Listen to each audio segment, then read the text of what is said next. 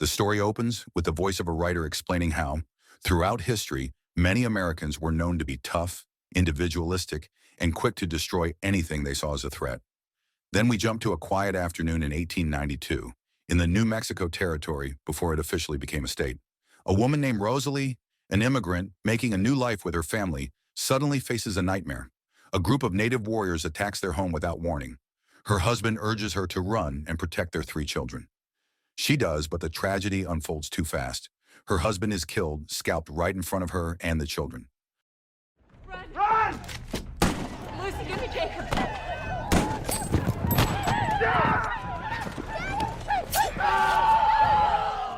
Moments later, the attackers continue firing, and her children are taken too, including the baby in her arms. Covered in blood and grief, Rosalie flees into the woods and hides under a fallen tree trunk, clutching her lifeless baby. The attackers eventually ride off, unaware she survived.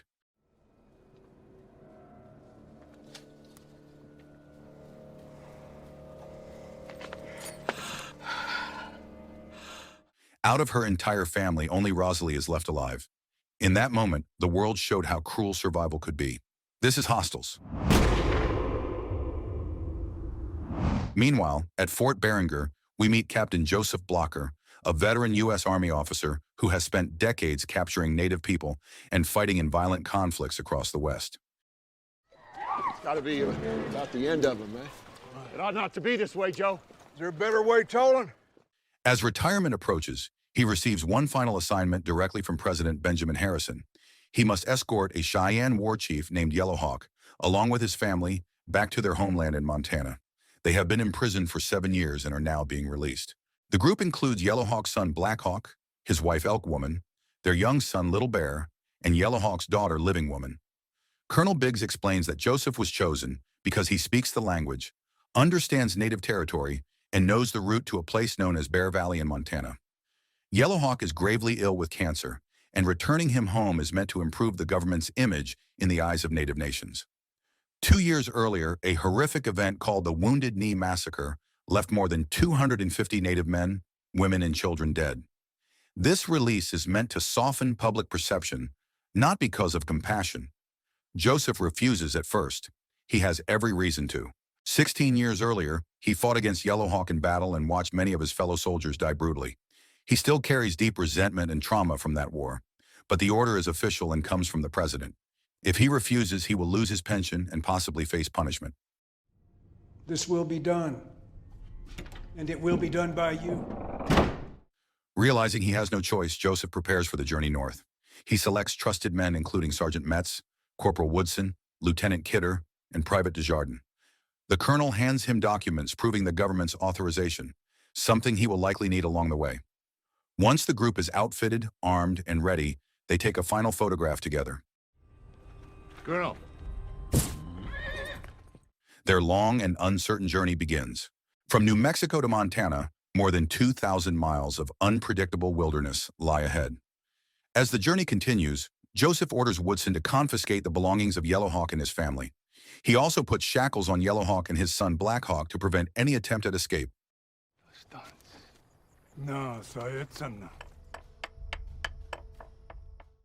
After a night of camping, the group moves forward the next morning.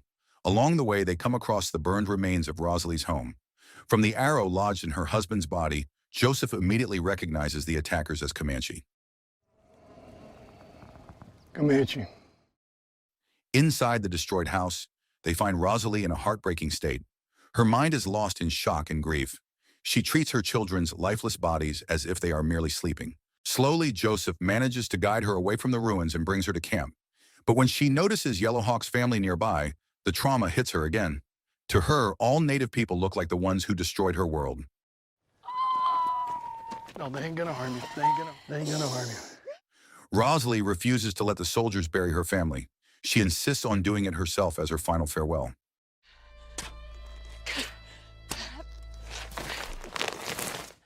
Only after releasing all her bottled grief does she finally allow the others to help her.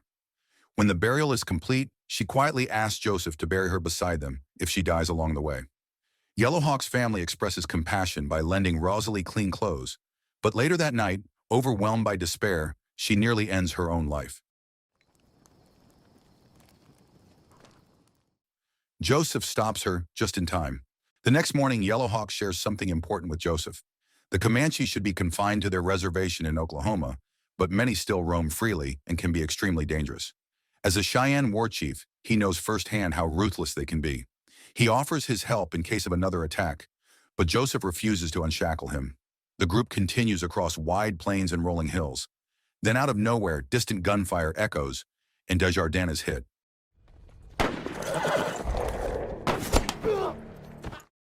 Comanche warriors rush in from both sides, surrounding them. A fierce battle breaks out. Yellowhawk and Blackhawk, still restrained, find a way to fight alongside the soldiers. The group manages to push back the attackers, but the cost is high. Desjardins doesn't survive the wound, and Woodson is severely injured. The remaining Comanche flee.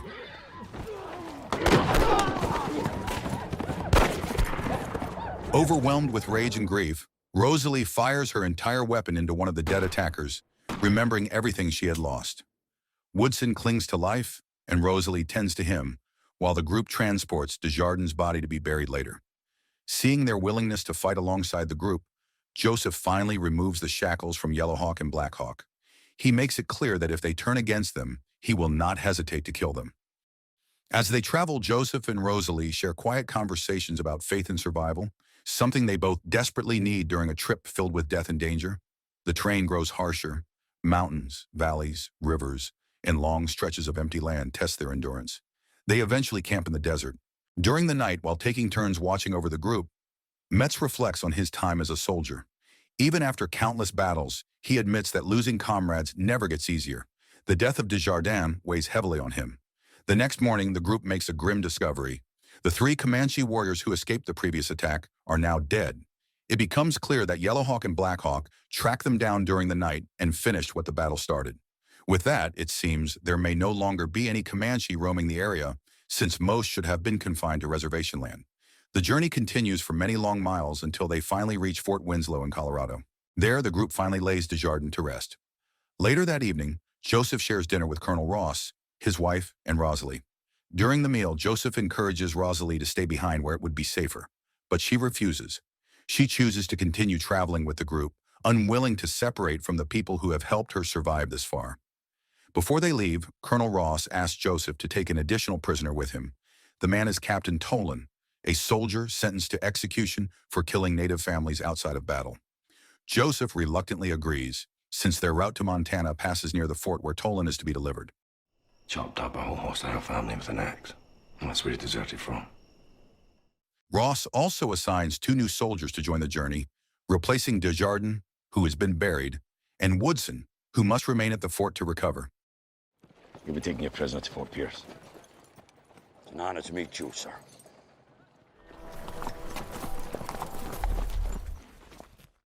Not long after resuming the journey, the group faces another threat. While cleaning dishes at a riverside, Rosalie, Elk Woman, and Living Woman are suddenly taken by a gang of men. Little Bear manages to escape and alerts the others. Joseph and the rest quickly track the kidnappers back to their hideout.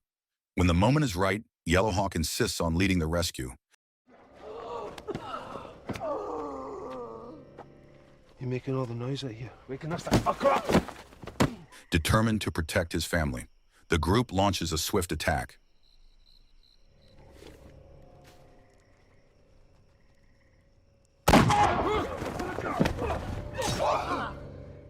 The kidnappers are defeated and the captives are freed. But victory comes with another loss. One of Joseph's soldiers is killed during the rescue, and the group buries him the following morning. Once the danger passes, the truth about what happened becomes even more painful. The kidnappers did not just abduct the women, they abused Rosalie and Yellowhawk's family, leaving deep emotional wounds. Rosalie's fragile state grows even heavier under the weight of what she endured. I can ride. Yes, ma'am. Meanwhile, Captain Tolan begins trying to manipulate Joseph. He argues that he should be forgiven, reminding Joseph that they both fought in the same war. He claims that punishing him is unfair because many soldiers, including Joseph, have taken native lives. But Joseph is unmoved. He knows Tolan's execution is for murders committed outside of war, not for battlefield actions. Cutter, put him back on the tree. Sir. You ain't who I thought you was. As the group travels farther, a storm rolls in and rain floods the campsite. That night, Joseph chains Captain Tolan to a tree, leaving him exposed to the freezing storm, a silent reminder that his crimes will not be forgotten. As the night wears on, the group tries to rest, but tensions remain. Metz takes a quiet step toward peace by offering tobacco to Yellowhawk, a small but meaningful gesture of apology for everything America has done to his people. Not far from them, Kidder tries to show a bit of kindness as well. He gives Captain Tolan a drink and briefly removes his shackles.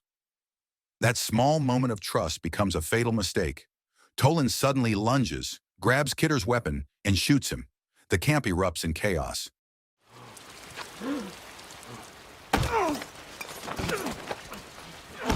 Jeez, don't shoot! Joseph fires back and wounds Tolan, but the prisoner slips into the darkness.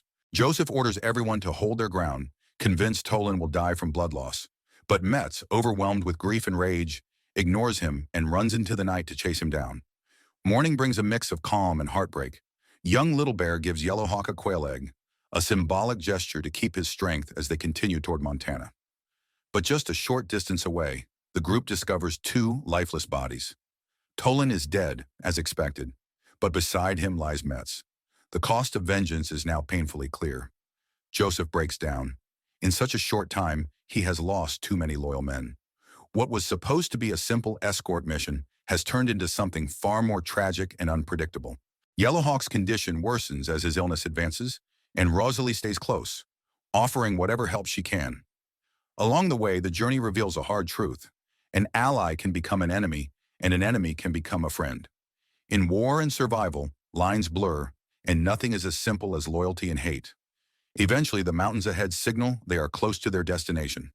Montana is finally within reach. Joseph reflects on his years of conflict with the tribes and the countless lives taken. Yellowhawk understands that burden as well. He reminds Joseph that death is part of life's cycle, something no one can escape. After everything they have endured together, Joseph's heart begins to shift. He forgives Yellowhawk and finally sees him as more than a former enemy. He sees him as a man who has suffered the same wounds, the same losses. After days of traveling deeper into Montana, the group reaches Bear Valley. After 7 long years, Yellowhawk is home. Está lejos. With peace finally surrounding him, he takes his last breath. The Cheyenne hold a ceremony to honor their fallen leader.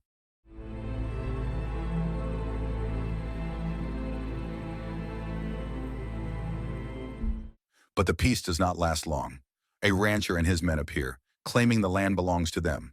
They demand the group leave and even insist that Yellowhawk's body be moved. Joseph shows the official documents from the government, but the men refuse to accept it. Guns are drawn, and another violent clash erupts.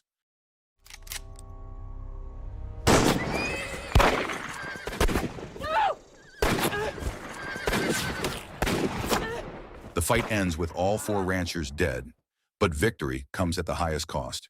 Every member of Yellowhawk's family falls except for the youngest, Little Bear. Joseph's remaining soldier also loses his life. With sorrow weighing heavy on them, Joseph and Rosalie perform a Cheyenne sky burial, placing each body on a raised wooden platform facing the open sky. According to belief, this helps the spirit return to where it belongs. After everything they've been through, Rosalie makes a life-changing decision. She chooses to adopt Little Bear and plans to take him to Chicago. The long and painful journey has reshaped her, and she refuses to let the child face the world alone. As the miles pass, Rosalie begins to see Joseph differently, not just as a hardened soldier trained to survive and follow orders, but as a man capable of compassion, someone who has learned to carry both duty and empathy at the same time. Joseph undergoes his own transformation. For years, he saw Native people as enemies, shaped by war and loss. But after traveling with Yellowhawk and witnessing the pain shared between both sides, he finally understands the truth. Everyone in this land has suffered. Everyone has buried loved ones because of a conflict fueled by hatred, pride, and fear. By the end of this mission, Joseph makes a silent choice. His final act as a soldier is not violence, but mercy. He breaks the cycle of oppression he once helped enforce. When the moment comes to say goodbye, Rosalie thanks him with deep sincerity. Their paths seem to separate, and Joseph hands her a book about Julius Caesar. He hopes that Little Bear, despite his difficult beginning, will grow up believing in himself and dreaming beyond the limits placed on him. But as the train prepares to leave, something shifts in Joseph. Watching Rosalie and the boy step aboard, he realizes the journey is not over. Rosalie still carries deep emotional scars, and little Bear will need guidance in a world where he is now an outsider in his own land. So the moral of the story is sometimes the deepest wounds come from hatred passed down through generations, and healing only begins when someone is brave enough to stop the cycle, even if it costs everything.